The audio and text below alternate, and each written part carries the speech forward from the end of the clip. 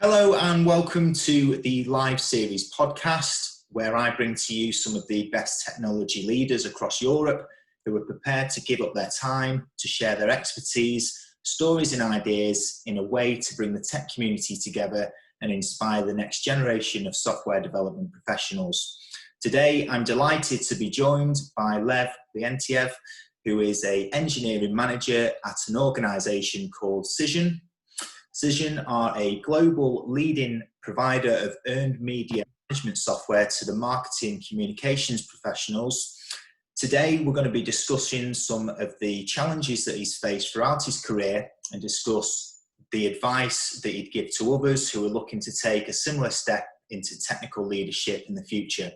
So, Lev, welcome to the show. I'm really delighted to be able to speak to you. How are you?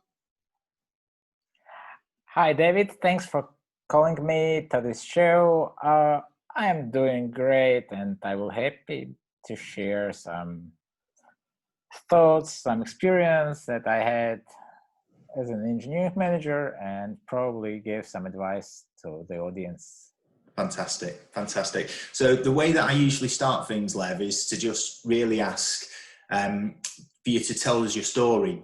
How did you get into development and how have you progressed throughout your career to get to an engineering management stage?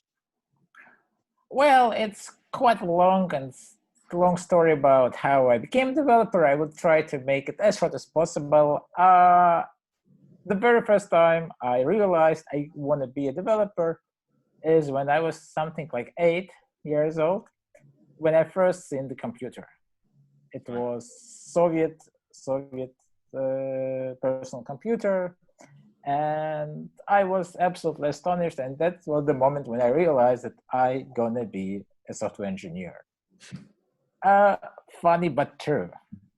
I still recall that moment 30 plus years ago.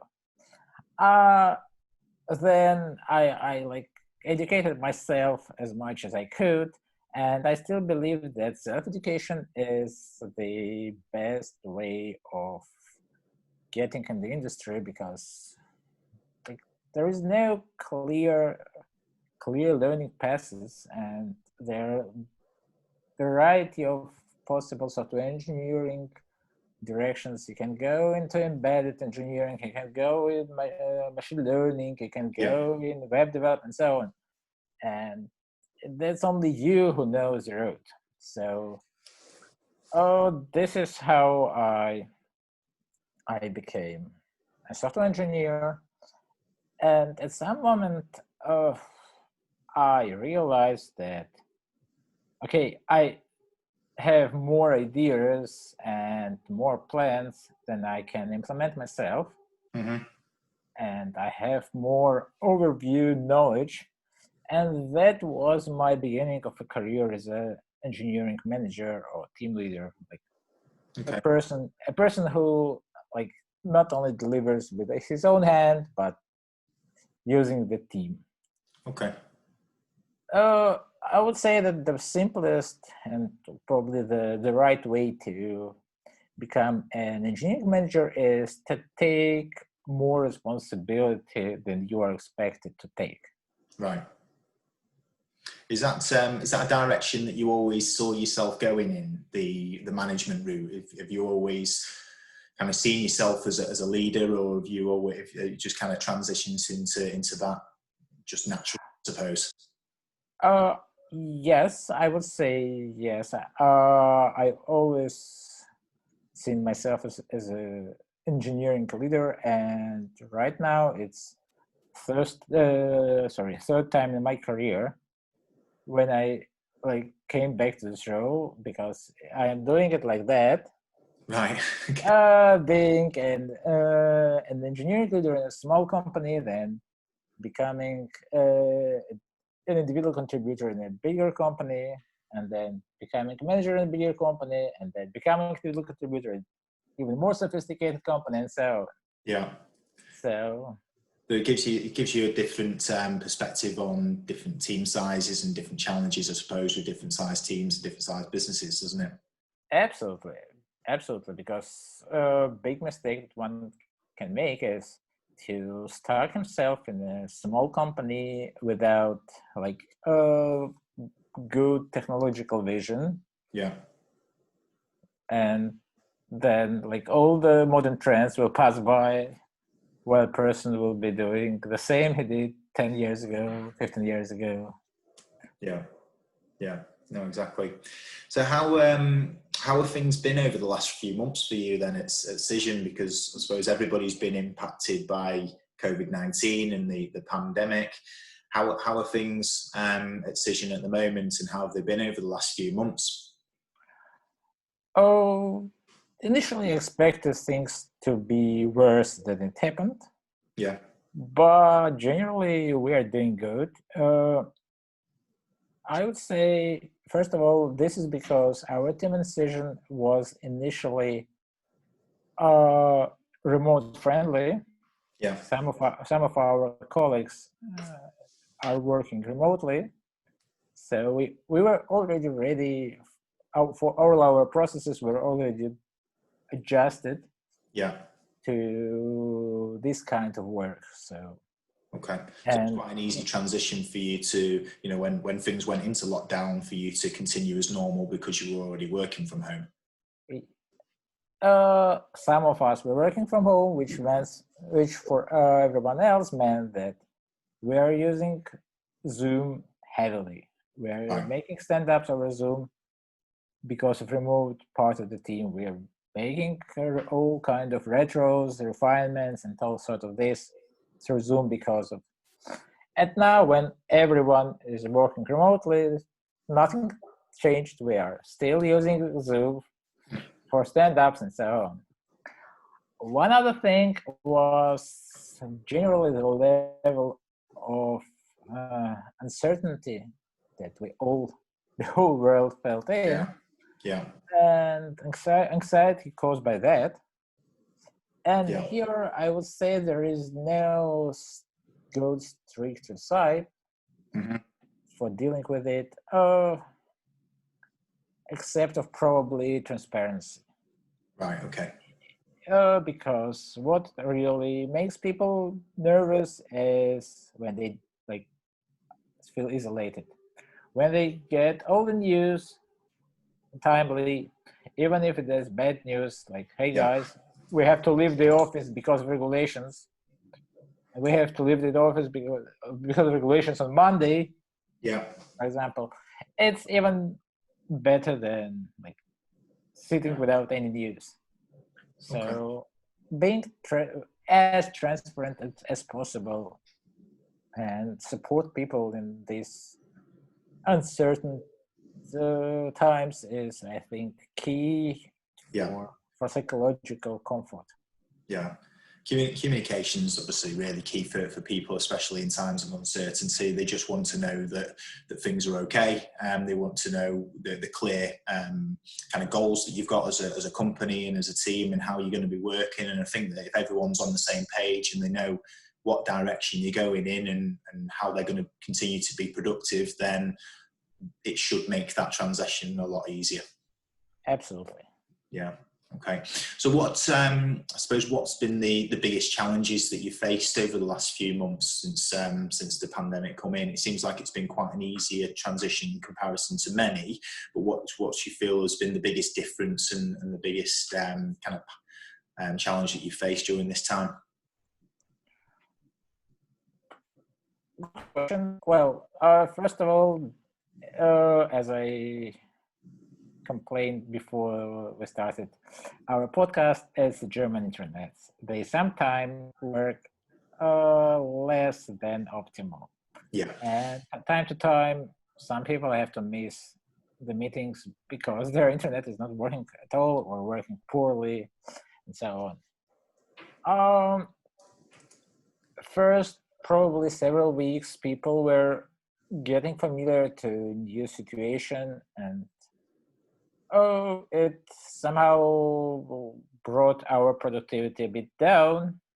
But after everybody got acquainted with that, now I won't say there is any big challenges. Yeah. Once you are prepared and once like the team is in psychologically good situation, Yeah. you're just doing your job. Yeah. Okay. Yeah. One thing that I try to keep an eye on is surprisingly vacations, because pretty much everyone is trying to get their vacation days, hoping that everything will get way better and they could like spend a lot of vacation. Yeah.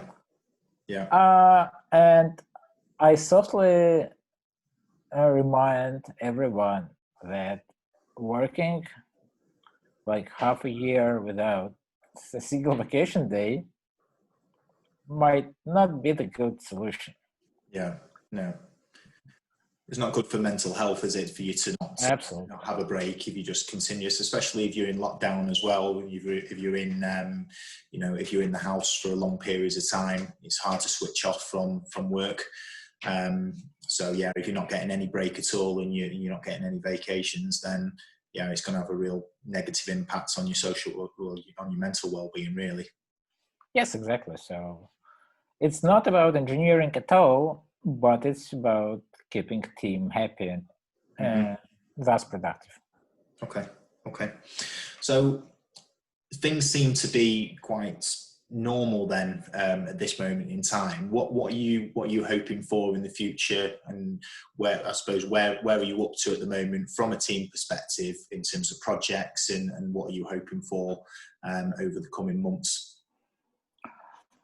Right now, the world overall economical situation is again uncertain. I don't see like big depression, but everyone, like pretty much everyone, expects it. Yeah. So, well, I expect that this will end. This will like the global economic will like will stop staying still. Yeah. And this will cause, of course, more clients, more problems to solve, and probably like extending of job to be done. Yeah. Okay. So I'm expecting having more productive fun. Yeah. Cool. Perfect. So that's given us a real good insight as to the challenges that you've faced and where you're up to at the moment.